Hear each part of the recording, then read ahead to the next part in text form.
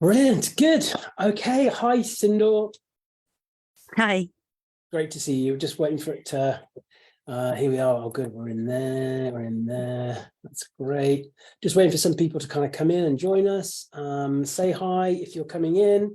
And it was just great to see you guys. I was looking back, it's a year pretty well since we spoke last time, and it's crazy, right? It feels like yesterday in some ways, but it also feels like ages ago. That's the nature of time, of course. Yeah. And you've had a lot on, of course. You've been busy. You're talking from your new space, your new kind of.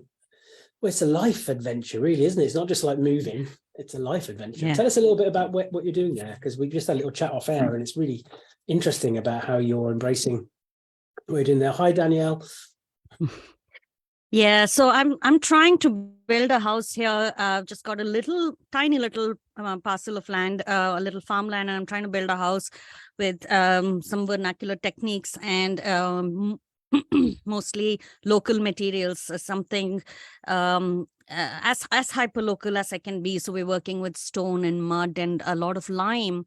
So I've built a little temporary home. Incidentally, this home is made of plastic.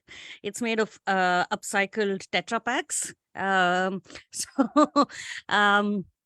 it's a little hut that I have here that's on site, and we're building with mud and stone. And like I was explaining to you, I am learning a thing or two about letting go of agenda, letting go of goals, letting go of plans, letting go of ambition, and just being. I mean, we talk about, like you mentioned, we talk about organic in very many contexts, but organically building brick and mortar home is something we don't really think about that much, but that's kind of what we're doing here. And the land as well, we're going to be farming with similar techniques, which kind of embraces the material, the soil, and kind of understands the soil and allows the soil to shine, to say, what would you like to grow? What is it that you do well growing? And what enriches you? And the same thing with building, which is to say, what material binds with what material. Lime loves mud, lime loves bamboo, but lime doesn't like metal. So we try not to put the two together. And the way I look at it, I mean, I think many of the people in the audience, and of course, that I've had a bit of a difficult last 2 years with a lot of trauma, and I'm trying to rebuild my life. And the way I see it is the soil of this land is helping me rebuild my life, helping me rebuild a space where I can heal and nurture. So the soil is kind of healing in a strange way. And I find it's a little difficult to talk about this without sounding like I'm just all woohoo, not making sense, but that's what it is. I think it makes complete sense, and I think we seek connections, right? Social connections, different types of connections. We were just talking off air. I was looking up just around my own office here, and it's all very lovely, and we love living here, but we have ended up putting more and more barriers between us and other, especially kind of Mother Nature and the world around us, and you're doing the opposite, because everything you just said there, you're even the building of your new home, it is literally an organic process, one in which you wait for feedback from the materials, feedback from the environment. It's beautiful. Yeah. And so I can see how that is a space to heal, as you say, and how you, and it's finding those new connections to other. And this is really important when we think about what we talk about with dogs, of course, and what you introduced in your book. And this is the kind of theory, this is the topic for today, which is what do dogs know, right? Yeah. And on almost every level, I think, especially, I can only talk from living in the UK, of course, just how much we have disconnected ourselves from so much. Yeah. And actually, most tragically in some ways, from self. Yeah. So you shared in our first conversation, please check out, I'll put the link into our first conversation where you shared more about your kind of origin story, if you like. And I think it's worth people listening out to that. But how through dogs specifically, when you think about corporate Sindhoor, you know, and living that kind of life. And it's just a beautiful story. Every time we kind of reconnect and you've moved, you know, forwards with that story, it starts with those early connections through dogs and thinking about things differently, because they do humble us. Yeah. And if we allow it, they do give a mirror for ourselves, actually, to think about where we're losing connection and things, you know? Yeah, yeah. And connection is really interesting. Like you said, connection with others and connection with ourselves. And I think the two are not separate. So it's when I touch something, when I touch the material that's next to me, I'm not just connecting to that material. I'm also understanding, I'm feeling me. And I think that's the whole point of connection. When you connect to another, I think, again, culturally, we are kind of trained and tuned to think that when you connect, it's outside of you. But I think it's really that thing that's deep within you. And connecting with animals, connecting with soil, connecting with plants, these are the things that I almost picture it in my mind like these strings that leave from your heart, and they're just flailing around. They need to ground, and they need to ground to the natural world around us. And the natural world, I see a lot of Instagram accounts that talk about the idea of using grounding for dealing with anxiety, touching a tree, putting your feet on soil, putting your feet on grass, and things like that.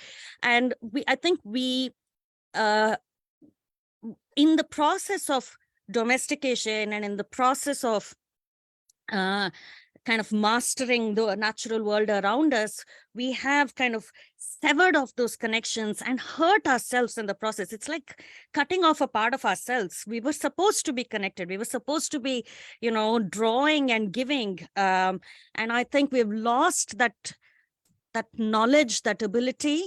And the word knowledge, I'm not so sure that's the right word. I think it's more nuanced. And bringing that back in can bring a kind of a sense of peace, a better understanding of self. And I think dogs definitely started that for me. And I strongly feel like dogs have the ability to do that in a very powerful way for all of us. And, you know, everybody in the audience today and most of the people we know are closely have close contact with dogs. And if we don't utilize that to learn how to connect back, what a pity. We must. We must. And also listen to what you're saying there. When we think about dogs through the ages with us, thousands of years, they were present. They bore witness to us at a time when we were more connected. We're the ones that have lost connection. It's almost like they've still got that ability to help us reconnect, because we created part of that with them, of course, during that time. This is really quite profound when we think about it.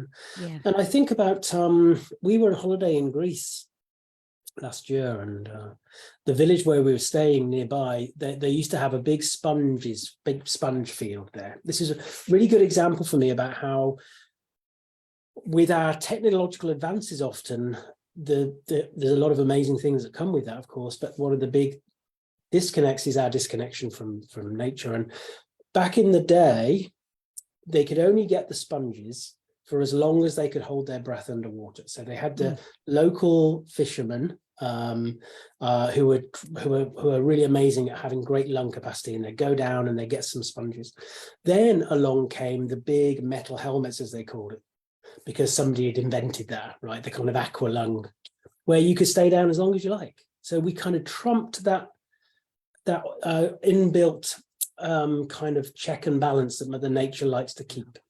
So now there's no sponges left. And I think about that, even when we think about self and identity and our connection, that there's hardly any left.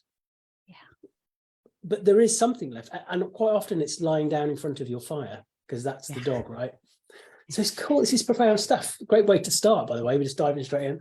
But yeah, that connection is so important, isn't it? And I think Yeah, So she's right here and she's looking at me. In my TEDx talk, I actually say this, and I don't mind repeating it. I think in this context, it's perfect. I call dogs our ambassadors into the natural world.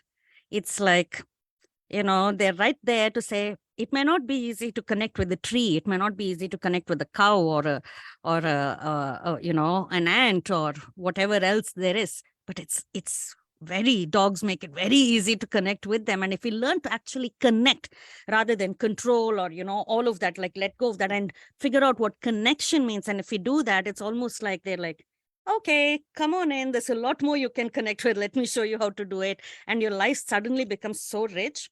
I talk about this thing where once I started learning how to read dogs and understand them with respect, I suddenly felt like I could see a lot of animals exchanging similar signals and talking. And it really felt like suddenly they had opened my eyes to a whole world of animals communicating amongst each other, zoo semiotics, if to use the right technical word for it. And little like Dr. Dolittle, like, suddenly, ta-da, look, they're all chatty, they're talking. And I felt like, and I'm quoting straight from my talk, but I like this.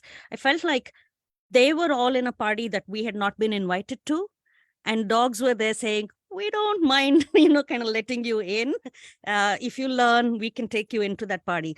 And so, yeah, that's something that I like to repeat over and over. Let's go in with them. and what's that technical term that you used? Zoo semiotics. Right, new one for me. Zoo semiotics. Right, okay. I'm going to look into that more. And I think you can see it, because there is great majesty and great grace, actually, just by looking around at Mother Nature and how it interacts with each other. And it's also very truthful, because when it's violent, and it's violent with a cause and with a reason, and when it's beautiful, and all these kind of things. It's very honest. It's not, it plays out. And I think we have, even if we've lost some of that connection, it is still deep in us, because sadly what's happened, especially since consumerism, we've had a lot of things that have happened in human evolution in the last couple of 100 years that has just shifted a lot of stuff. But we've ended up finding those connections with other, more things like cars, money, work, whatever it is. So we seek a grounding in places that are actually very fragile and actually not good foundations. And I love this thing about this notion of connection rather than control. And I think a lot of the discussions, there seems to be, I don't know, this last couple of months, there's been a big explosion on Facebook again about the battles between methods and tools. And I think we've discussed this before, I know, but we're doing it wrong by just having those battles in that way. We need to be focusing in on the stuff that we believe and talk about, which is about connection, which is about recognizing the care and support needs of other, and the damage that we do as humans with this notion of control, even control with good intention. Yeah, absolutely. Just think about extending that to human beings, and you see how immediately it is totally not acceptable. I come from a country that can be very patriarchal, and so this conversation actually extends to women, and and if you went back, several years in many parts of the world, you'll probably be familiar with this, with men saying, control your wife. I mean, I'm doing it for your good. Really? It doesn't matter what the intentions are.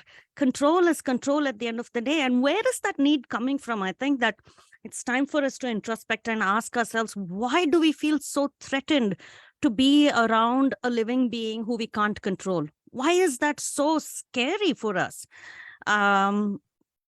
We give ourselves reasons. We tell ourselves it's because if we don't control them, then this happens. So I remember reading a long time ago, somebody had written some kind of a blog. I don't remember who it was, but this person had said, if you don't train the dogs, they will turn feral and they will kill your sheep and they'll kill your livestock. And suddenly I looked around. I live in India, lots of non-trained dogs, millions of them. These are free living dogs. And They're living next to sheep. They're playing with the sheep. So, a lot of this fear it's not fact. It's fear that we have built up in our minds. So again, it gives us an opportunity to take a step back and say, okay, that's not true. So what is it that we are really afraid of? Because they're not killing your sheep and you probably don't have sheep. So what is it that you're really afraid of when you talk about, okay, we must do this? And like you said, it's these questions hold a mirror up to ourselves, and we may not like what we see, but if we don't look and if we don't do something about it, we continue to be controlled by our fears. And that's the reason why we're trying to exert control over others, because we feel so out of control.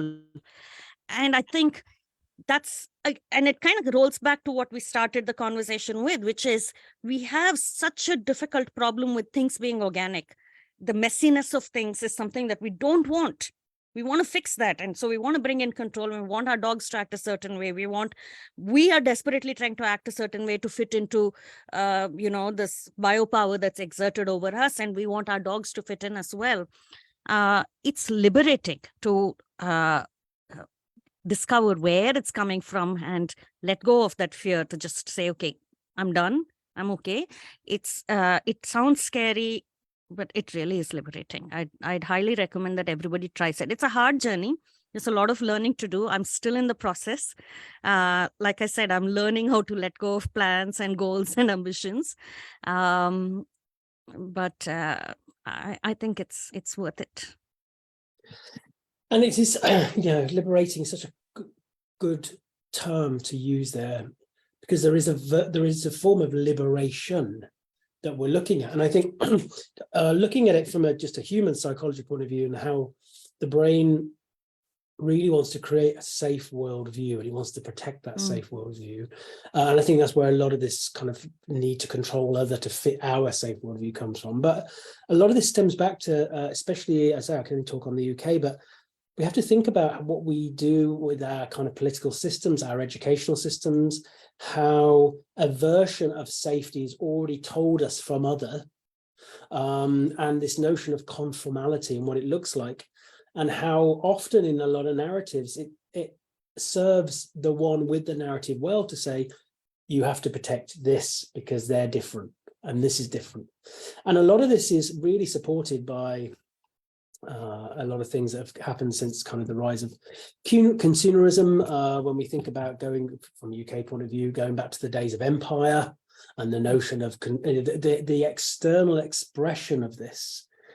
And we're kind of indoctrinated in it in a heavy way. And it's not about good and bad, right and wrong. It's just recognizing where that a lot of this stuff comes from. And if that wasn't enough, then Sindhoor, we have our own things with our own family, our own parents, our own kind of society and culture around us who tells us who we are and who we should be and what we can't do and what we can't be. So actually it is liberating. It is an act of liberation to say, actually, I will not be withholden to that now. And isn't it wonderful that just by being through a dog, right? Yeah. That we start this process. And I do wonder whether you shared at the beginning about your own trauma, and I've many people who I've spoken to through the dog center care conversations, they came to another realization about their relationship with their dog because of their own trauma. Yeah. And I do wonder whether sometimes trauma is the thing that allows us to peek through those curtains, those curtains that are put up for us to think, actually, there is something different here. Yeah. I don't want to romanticize trauma in that sense. But I must say that I think it's only when we're pushed to kind of those extremes, sometimes it wakes us out of our stupor. And what you say is quite right in that it's the pressure, the pressure to conform. Actually, French philosopher Foucault talks about it. He calls it biopower. Ever since the time when it became politically incorrect to physically own people, which is, slavery and things like that, when it became politically incorrect, we've moved to a different kind of power. We don't necessarily own people, but we exert biopower, often through political structures, and often there is a political agenda. And it's so sad to think that we live our lives based on somebody's political agenda, and it's just made it into your textbooks, it's made it into your media. You don't even know. It's like microdosing on poison kind of a thing. You don't even know that it's there, and you don't even know that this thing that you've been holding on to so dearly, as if it's your life depends on it, is somebody's political agenda. It's as simple as that. It's somebody finds it easier to control a whole population if they're able to get them to conform into some ideology or the other. So it's not all of mankind that lives that way. And those connections that we make outside of those who live in our own realm, if you please, I think those will, those also kind of pierce through the curtain, right? It helps you realize, oh my goodness, something that I have been thinking is absolutely fundamental. This is the way people live. There are a whole bunch of people. There's 1 billion people living another way. And they find that morally right and acceptable, and they can hold an argument to justify that. I'm not saying one argument is better than the other, but every time I have this argument, it makes me realize that it doesn't matter whether I win the argument or lose the argument. At the end of the day, it tells me there is another way. Who told you yours is the only way? Why are you holding yourself prisoner to it? What happens when you step out of it? Are you comfortable stepping out of it, and what happens? And I think large events can get us to large events like trauma can have that momentum to, to get us through to think differently. But having said that, I must say, I think my late husband, who, that's my big trauma, is I lost him. But the years that I spent with him, he made me look at these things through love. He brought in this extraordinary love, connection, acceptance, and lack of judgment. And he showed me through example how I could live that way, how I didn't need to feel threatened, how it was okay to look at a disobedient dog and celebrate that as, here's a dog who's so comfortable with me and so fearless about existing around me that she defies me. So yay, I'm proud of it. I've never heard anybody say that. And for me, that is just so beautiful. And it has stuck with me. So I think upbringing or some nurturing presence in our life can also do that, this is also commentary for how little nurturing influence we have in our life. We have forcefully removed that out with terrible labels like soft stuff. These are soft skills, or you're being soft on, and you're spoiling somebody, these kind of things. And we have kind of culturally, we're trying to train ourselves not to bring in that nurturing role into into our own lives and into lives of others. Dogs do that. They help us do that to ourselves. They help us do it to them. And they do that with such an open heart with us. I think, again, it's a call for us to reconnect, and it's an opportunity. 100%. This fits back to what you said about, if you don't get an obedient dog or train those dogs, they're going to go and kill all the sheep, and they're going to do all these kind of things. And we're kind of led to believe from an early age, especially when we think about the structured educational system, because I can only talk about the UK here, about how our school system works, but I think it's pretty universal that the child must act in a certain way. You can feel what you like, but you can't show it. And all these kind of things that we end up having, because if you don't behave in this way, you're somehow not going to become a good citizen. So Gordian biopower. That's exactly what it is. Yeah, exactly. And that gets back into, and actually, when we think more and more, we're learning more and more about the importance of secure attachments, both for children, human children, and dogs.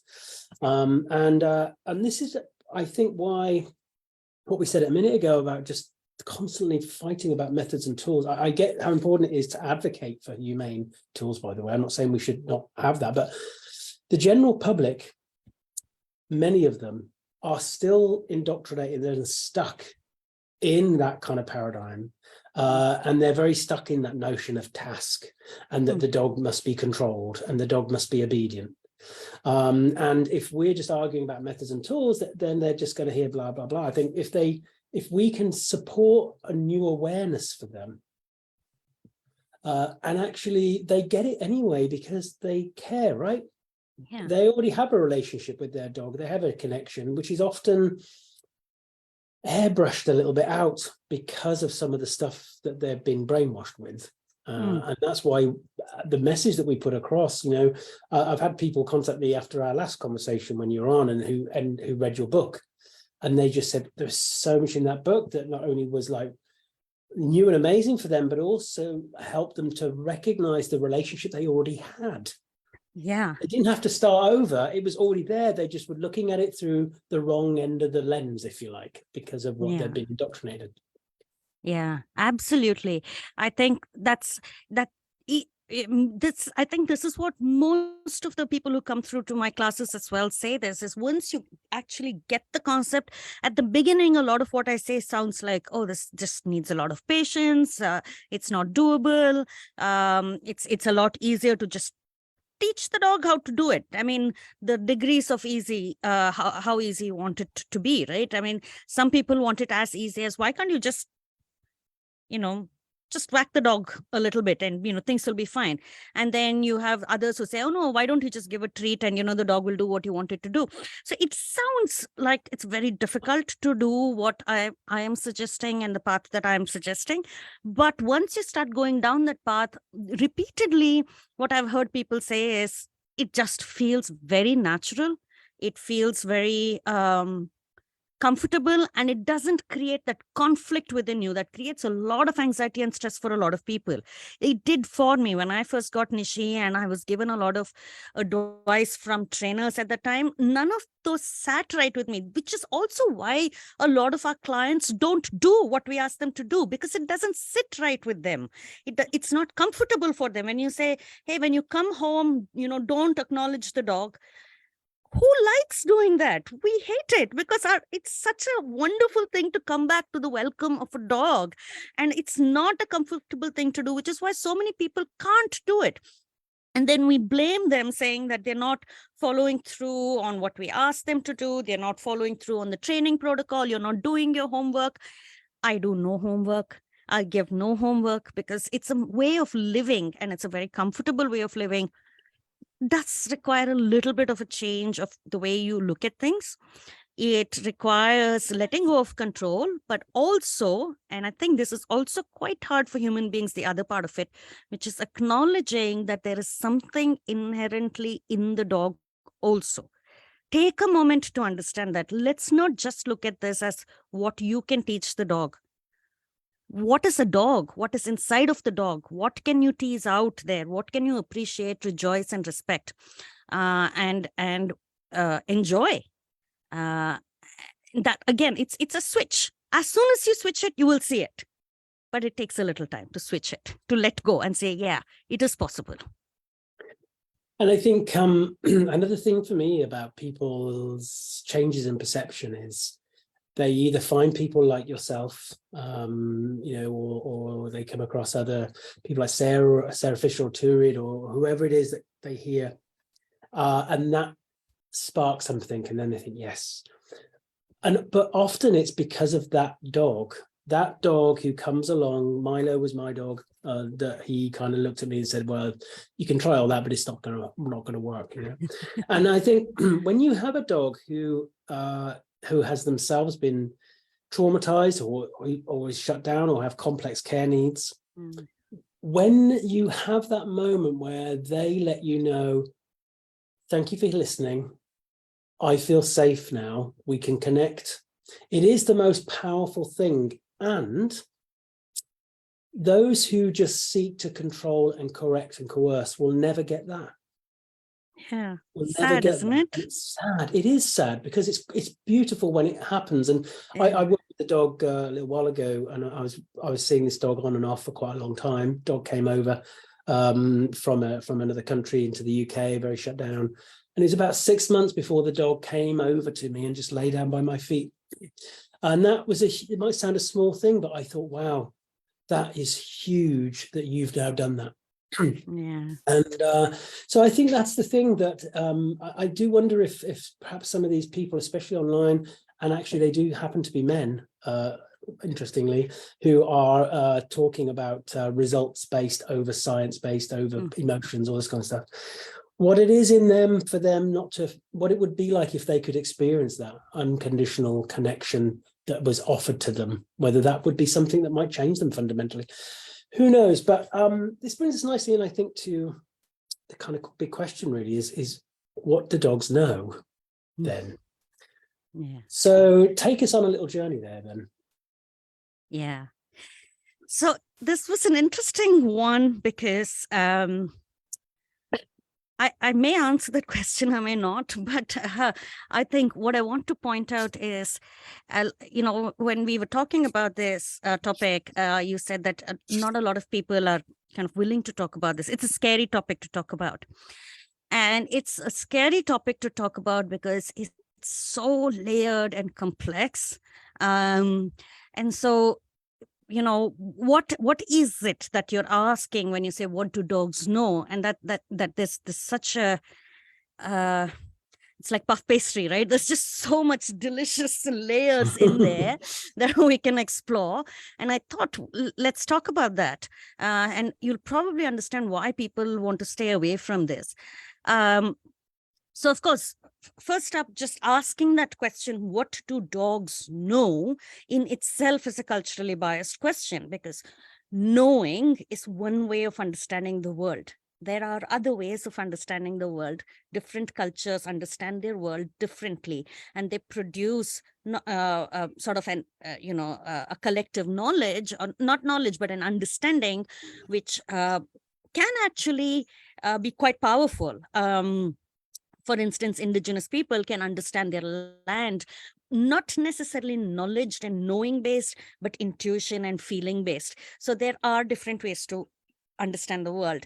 Do dogs have intuition, and do they feel their way through things? Yeah, we know they do. So there's that aspect of it. And then this knowledge, which of course, for many of us who have been brought up with a kind of a scientific education, we're really enamored by the idea of knowledge. So I'll come back to the intuition bit a little later. But if you look at knowledge itself, do dogs know things? Do they have knowledge? Of course they do. Is there anybody who's listening here whose dogs don't know where you keep your cookies and treats? Don't know, your schedule of, and your habits, when you're planning to leave them behind and walk away versus take them and walk? You have a knowledge of where the cookies are based on your vision. The dog has knowledge based on his olfaction or her olfaction, but it's still knowledge. And there's a pretty good chance that he knows a little bit more than you do in terms of where is that one bit of cookie where it has fallen behind the sofa. I know that too. You don't know it, but I know it. And of course, street dogs too know things. They definitely know things. There's no doubt about it. But I think what you are probably interested in, or, a lot of us are interested in when we ask that question, is how that knowledge is acquired. And here again, I think we can be very myopic. I've heard people kind of being very, very reductionist and wanting to talk about knowledge acquired only through association and operant conditioning, and largely what we do with them, right? What do we teach them? What associations do we teach them? But there is knowledge acquisition and assimilation that happens outside of that. There is social learning. There is experimental learning. There are a lot of different kinds of learning. Do dogs learn outside of our presence? Yeah, they do. Of course, all social animals do. They do learn from each other. And I'll give you some examples of these as we go along. But I think one of the ones that strikes me a lot is people don't think about dogs learning complicated things like social strategy. We talk about social, relationships, communication, but social strategy is something we don't think about. But that's something that I've seen the dogs, the free living dogs right outside my house. I've been talking a lot about them recently on my social media as well. So Chaita, she's the mom, and Iti and Yaya, the young juvenile girls. Chaita picked up a great strategy with Chiru. Otherwise, she can be a bit of a bully dog. She's a bit of a matriarch around here. She is the godmother. So things happen the way she wants to around here. But she realized very quickly that with Chiru, that is my dog, let's not bring out that side. Let's be a bit more appeasing because of me. She wants to move into my house. She wants to live with me. And so she's very nice to Chiru. And what's really interesting is over the last year and a half that I've been coming here, I have seen the young girls, Iti and Yaya, learn the social strategy from her. So they can be kind of the boss girls around here for the other dogs, but with Chiru, they've learned the strategy, and that's social learning. And that's something that I can't even dream of trying to teach it to a dog. This is a very interspecies kind of a learning. And then there's another kind of knowledge acquisition, or not necessarily knowledge acquisition, it's kind of the wrong word, but when it comes to language and communication, Chomsky talks about how it's almost developmental. It's kind of you develop it, like you develop the skill of walking, you develop the skill of running, you develop language skills when you're in the presence of people using that language. And of course, there are arguments against it, so we're not going to get into the depth of it, but I want to point out that look at the complexity, the different ways in which we understand the world. Animals understand the world, we understand the world. And I think that's kind of the puff pastry, right? The layers and layers. That's kind of what you're asking, which is there things that they learn outside of what we teach them? They're not blank slates. They're not like, machines that were assembled and sent to, the hardware is ready. Now go ahead and introduce the software, train. This is a very AI and machine learning kind of a concept, which is of course very much built on the gifts of Skinner and Watson. It's very much built on that idea, train, positive feedback, negative feedback, train, and you get what you want. But Skinner himself recognized that animals don't work this way, that there is more to it than just what we train into them. But he recognized that it is very hard to possibly know what's going on outside of behavior, or under behavior, or behind behavior. And so let's limit it to behavior, and let's, this is the playing field. Let's define and kind of reduce the playing field to what we can work with. But today we know we don't need to. We can go past it. If we stop looking at this from a let's control everything, nuts and bolts, this machine, mechanomorphic, machine kind of a thing. And we look at connections. We know that there are other ways to do things, but we need to go past it. And of course, there's the last question that we also need to layer in is, which kind of also complicates this, is how much of this is learned? How much of this are they born with? How much of this gets developed? Now you know why people don't want to take that question, because what part of it are you asking? And it's very hard to isolate. When I start telling people, oh, dogs already know communication, they're born with knowledge of communication. Are they born with it? Do they learn it as puppies? Do they learn it in early stages of puppies? Is there anything they learn, or is this something that they're born with, perfectly? Like vision, you're born with, you're not born with vision, but it develops a little bit over, but there isn't much more development that happens after, the initial stages of development. So it's language like that. This is very hard to kind of separate out, which is why the conversation is difficult. But I'm guessing we are not afraid of difficult conversation, so we can have it. And I love everything you just said. I've just been scribbling notes down because right at the top of that, actually, that word knowledge is quite a loaded word. And especially when we think about what you were talking about there, about what we think about knowledge that is impaired over through structured learning, and the risk of corruption about what that knowledge is, actually. One thing that, I'm learning here in the UK, without even knowing about the kind of biases that have been put through from books that are written from a colonial past, and the stuff I was taught at school and stuff like that, so knowledge itself is a very is a complex thing to unpack, and I think that's a really important thing. But this notion of intuitive learning, of experiential learning, and also about what is kind of innately driven by the brain. So we know on the human side of things, there's a great book called Social by Matthew Lieberman, which is well worth reading. And he's doing a lot of work looking at what they now call the default network, which is what our brain is focused on when it's not focused on something else. And that actually that is about ourselves and our connection to others.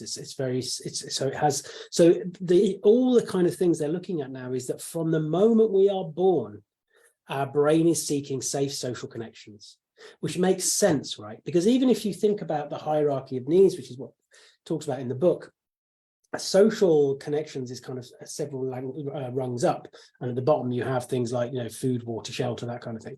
Actually, that is at the bottom when you're young, because if you don't make that safe social connection, you can't get fed, you can't get shelter. And I think it's completely, you know, you don't have to make huge big leaps here to think that dogs will develop their own social strategies to seek those safe social connections. And those are things that they are either have innately inside them to think about what is the outcome looks like, preferably. Also, this is the whole nature nurture thing, but also what they've probably learned from their kind of upbringing, but also the things that they're seeking from the environment. And I think one of the big things when we think about this question, what does the dog know? I think we could be brave enough, could we, Sindhoor, I don't know, to say that maybe they know everything they need to on a fundamental level. And we have to think, are we putting barriers to that within the work that we do, the training we do, and the environment we create? Yeah. Or is that too much? I don't know. What do you think? No, I think you're on to something. I think the question we should be asking is, what are they capable of knowing? And the answer to that is they're capable of knowing and learning from each other everything that they need to know to be a great dog. See, I love this. So actually, one of the things we're going to talk about this towards the end, but because you're very kindly going to share the first chapter of your book. You said in that in the first chapter, I'm paraphrasing, so I can't remember off the top of my head, but dogs, well, us actually, animals, but we're talking dogs, just want to be the best version of themselves they can be. That's what they seek to be. You know, it's not about good and bad and right and wrong. And that's exactly what you're saying there, really. It's just they do come equipped with the right neurology, the right developmental stages through their lives. This is why, you know, we've discussed this before. I know, and many people are looking out thinking, actually, a lot of the stuff we do in that first 12 months to more traditionally is completely unfit for purpose, really, regarding giving that dog what they really need, which is the ability to process and to learn to self-regulate and all these kind of things. And this is why your observations, I love your blogs that you write, and please people check these blogs out, because they are just living testimonies to what you observe in that environment. And it's fascinating because it does give us a window. Those are those individual dogs in that environment doing their thing. But there are strands there that would be relevant for us to explore with our own dogs and our own doggy families and communities, for sure. Yeah. You know, they are capable of figuring out, troubleshooting, learning from each other and communicating in ways that I'm still just beginning to discover, and my mind is blown by what I see. So for instance, I'll give you an example. Out here where I live, this is kind of a farming community, and a lot of people here come mostly during the weekends. And the dogs here have specialized in sitting near the gates. They seem to know what weekends are. They sit near the main gate. They know which car is going to which home and brings what kind of a human being in it. They have like a very nice mental map. Now, you might say it's association, but there is so much complexity to it past that. And that is knowledge, right? If I say, I know that is so-and-so's car, that's knowledge. And that the dog is saying, yeah, I too know that that's so-and-so's car. And I also know that so-and-so lives in such and such a place. And I know that they are not vegetarians. They eat meat. Their garbage has meat in it. They know that they're kind people. They might share it, or they're unkind people. They throw it, but they throw it there. And suddenly, you know, all the dogs know where to congregate. They know which garbage pile to be at on which day of the week based on who's come through the gate. And that's a lot of synthesizing of information. and maybe they're communicating with each other. That's also a lot of communication that's happening. And we are trying to compete with that in terms of what we want to teach our dogs. I mean, here are these dogs that are able to figure all this out without us interfering. And we seem to think that they can't learn without our presence. We're kidding ourselves. The truth is that we don't give them enough opportunity to learn. We socially isolate them. And I'm not saying put them in difficult situations. I'm not saying put them out on the streets, let them figure it out with other dogs. But can we at least try to bring in dog mentors? Good dogs who have figured out how to communicate, can we bring them in? Recently, I was with conversation with somebody where I said, if we continue to isolate all our dogs, we lose the generational knowledge the dogs have on how to dog. As entire populations and cultures, you will lose good mentors. You will lose dogs that know how to be great, effective dogs. And there's nobody to pass on that knowledge, and the buck stops with you. And we are barely able to be great human beings. We can't assume that we're going to be creating fabulous dogs. Maybe dog machines, maybe AI machines, and that's that's the job of Boston Robotics, but not that connection that we need, and for them to bring out that beautiful ability to negotiate, to problem solve, to apply their brains and think about it and figure things out. We're not going to get to see that if we just systematically erase it. And that is huge, right? My God, I had a kind of a bit of a rush of goosebumpiness when you were talking about that, because we're very lucky. We live on a beach here down in Devon, and so I can just watch the dogs being on the beach. I would say the majority of them don't know how to be dog. They are just hyper elevated. They're not doing their kind of threat evaluational stuff. They're just running around, and I think that is what happens. And I think I look at Molly. I'd like to take all the credit for Molly, but you know what? It's because we have Harley and Arthur, who have been amazing doggy role models for her. She came away from there. Turid, of course, in her book with Steph, talking about, we've always had this kind of 8-week thing, because that's what has been shown in the past to be a good optimal time for that dog to connect to us and what we need them to do. That's where that science seemed to support that, without recognizing the value of just being a dog for longer and learning those things. And we know a lot now from a human point of view. This is in the last kind of 30 or 40 years, we've learned loads more about how much of that kind of intergenerational knowledge is so important, and especially the stuff that gets connected over. It's not just about the kind of color of your eyes, the color of your hair. There's way more stuff that gets put in there, for good and bad, depending on how you want to see it. But this is so powerful stuff. And then if we then, on top of that, have a big focus in those early months of looking at compliance and obedience as the main thing, where does that dog give the opportunity to look at experiential learning, to practice things, coping mechanisms that mean something to them? Yeah. And I think one thing that I think is very evident from your observations of the street is, and also what is happening on the farm, is there's a general theme which is different to what I see here. So if we wrote out 2 blogs, the beach in Devon and there, it's just how well regulated the dogs are that you're observing generally, and how they've got the time to think, I'm just going to come over here now and I'm going to suss that out, and I'm not quite ready for that yet, and I just need to let you know something. And you see more of the role of deference within a unit. If I wrote my blog, it's just dogs running around barking at each other. It's very different, and getting into scraps because that dog didn't want them to run up to them and sniff their bum yet, and all the kind of stuff that goes on. It's interesting and important. Yeah, it is. It is interesting. It's important. So Chiro, for instance, she learned how to be a dog from me, and that's not good enough. I mean, of course, she did have great guidance from Nishi. So I think Nishi did a wonderful job with her, and she has had exposure to a lot of other dogs. But obviously, at the end of the day, I see a distinct difference between a dog who learned how to be a dog from a dog versus a human protagonist in their story, right? So her play style is not very accepted around here on the farm. So she hasn't managed to make too many friends yet. But there are three dogs. So there's Elvis, Boy, and Dude. The names are not very creative, but Very great. so the three of them are so nice with her. She has a clearly not a very well appreciated style of play where she goes and body slams into them, and they don't like it.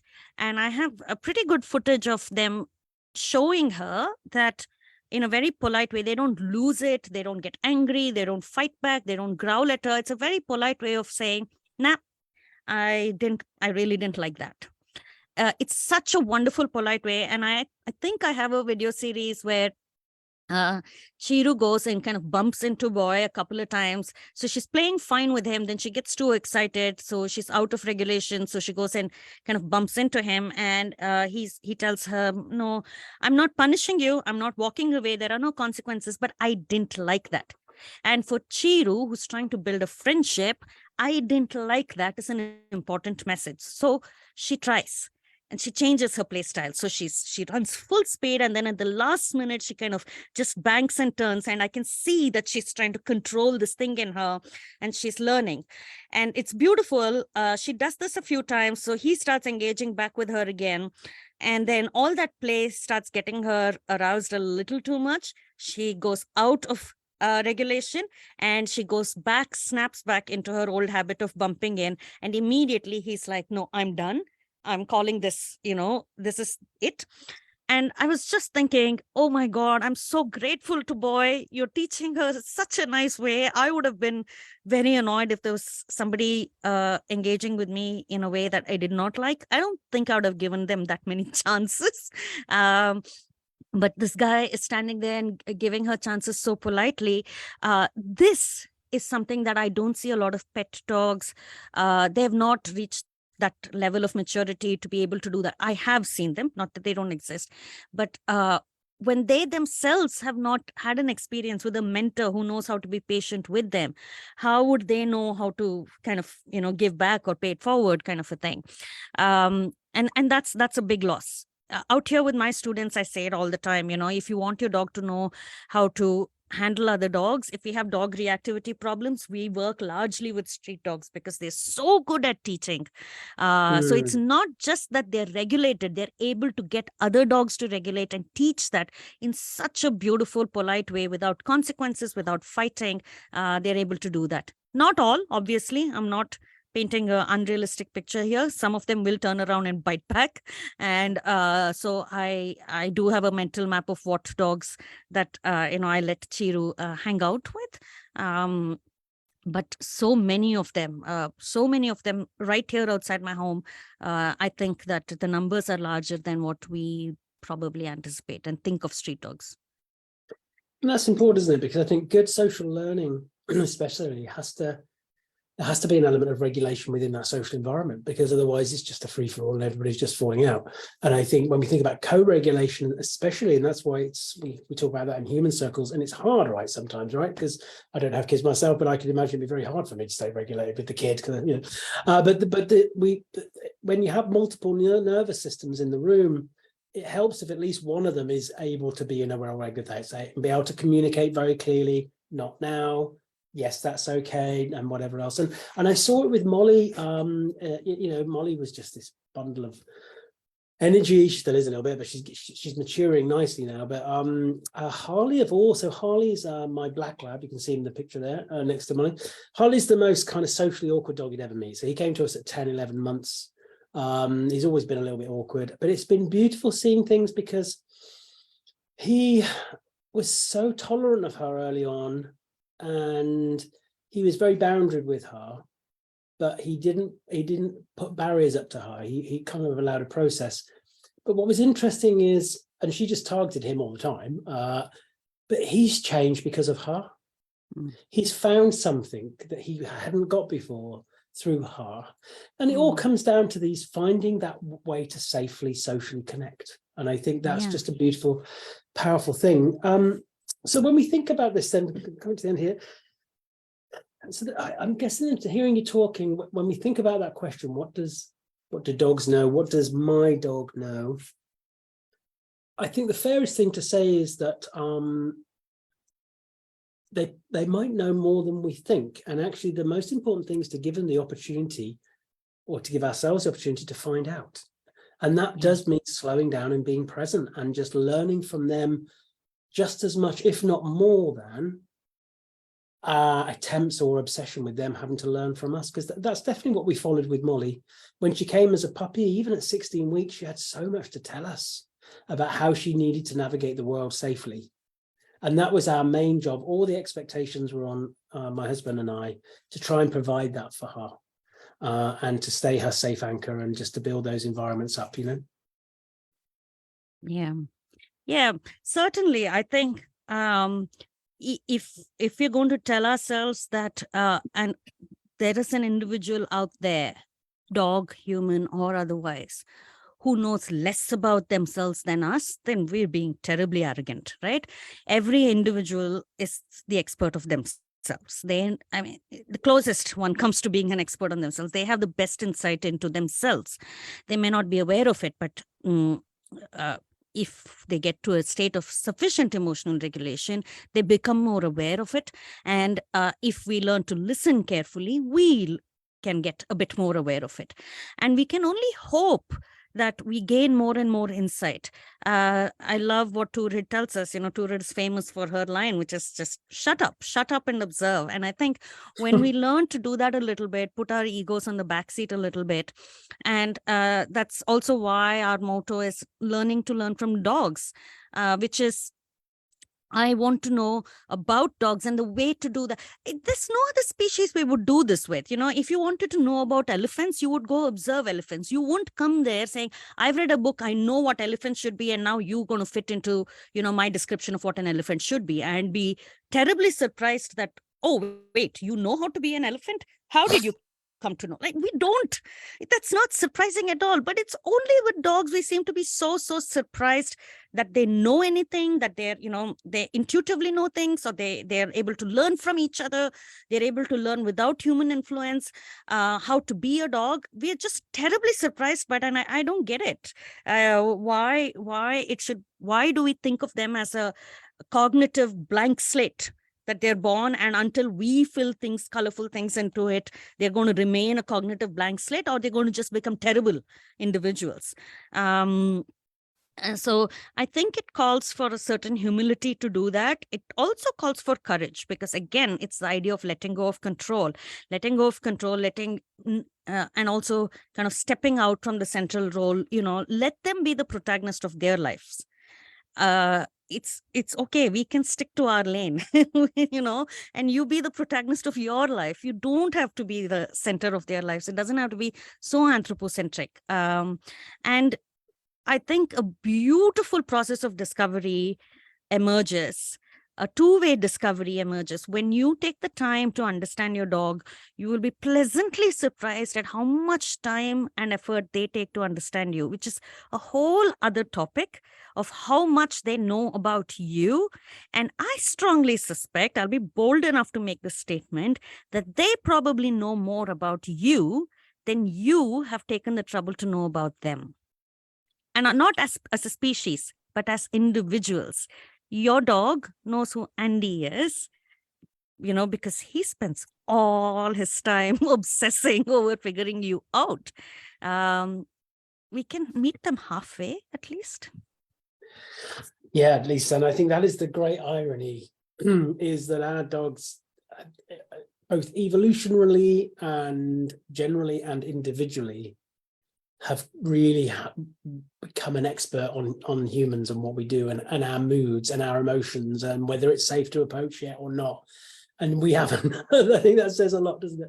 And I always learn so much from you. So I think it's such a powerful message, and the way you communicate it. And also, having had the kind of joy of having Saujanya come in the group as well, and the that you influence, and they learn, and then their own filters about how they see. This is the beautiful thing. It's when you open some of these curtains, if you use that analogy, we may as well stick with it. It's just amazing what it does. And I think especially for caregivers, owners, because when we work with them in a way to try and support their awareness and look at that connection that we talked about at the top of the hour, when they understand their dogs on a kind of fundamental level through that connection and their care and support needs, and they take on that advocacy, it changes everything. Their own expectations go, their judgments go, their perceptions of things go, and it becomes a really beautiful process then moving forwards. So tell us, we got some things you'd like to share with the group before we go. Yeah, share with us the things that you're doing with Barks and your generous offer. Yeah, so I am the director of Barks, and we have a foundation course that's available online and available globally. It's called Canine Essential 101, and I would love to offer a discount for people who want to sign up for the course. So Andy, will you share the discount on the comments maybe? Yes, I will. I'll send a link and also the discount. Thank you so much for that. That's very, very kind of you, and I'm sure many people will take that up. Yeah, and I'm an author of a book called Dog Knows: Learning How to Learn from Dogs, and I would love to offer one of the first chapter of the book for free, so you can understand this a little bit more, I suppose, and continue the conversation. So Canine Essential 101 is a pre-recorded course, but we also have a little add-on of live classes, which we call the auditorium. So you can add that on when you're buying the course. And every month we try to do 2 or 3 live events where we really get edgy. We talk about all kinds of topics that are not spoken about in usual contexts, simply because I want us to have a safe space to explore ideas that are not associated with animals and have been considered so almost a forbidden space, forbidden set of ideas. So no more of that kind of a fear. We want to explore. Let's go there bravely. We're not going to lose parts of ourselves when we do that. We only get richer and grow stronger and connect more. So yeah, that's the idea. And that's really important, isn't it? Because there are so many things that might have a little nugget of gold that will add to our understanding, even in far-reaching places that seem to have nothing to do with dogs. And it's a shame because the allowance of free thinking has somewhat been suppressed a little bit, or traditionally in dog training, because of the focus in on just one type of learning and staying within that kind of narrative. I think one of the things that's come about from, I'm not a big fan of social media, but one of the benefits, I guess, especially I think since COVID, with us doing this type of thing and understanding what Zoom is and chatting and that kind of, is that we've created too much noise around this so we can safely together break away from some of those constraints and just allow us to think about things and to kind of ask questions. What is so controversial about asking that? I think it's important. Well, look, I love you, and I really, God, your voice is so important to these conversations. I always learn from you. My head is buzzing again today, and there's a lot of things that I'm going to take away and think about. The comments in the group have been amazing.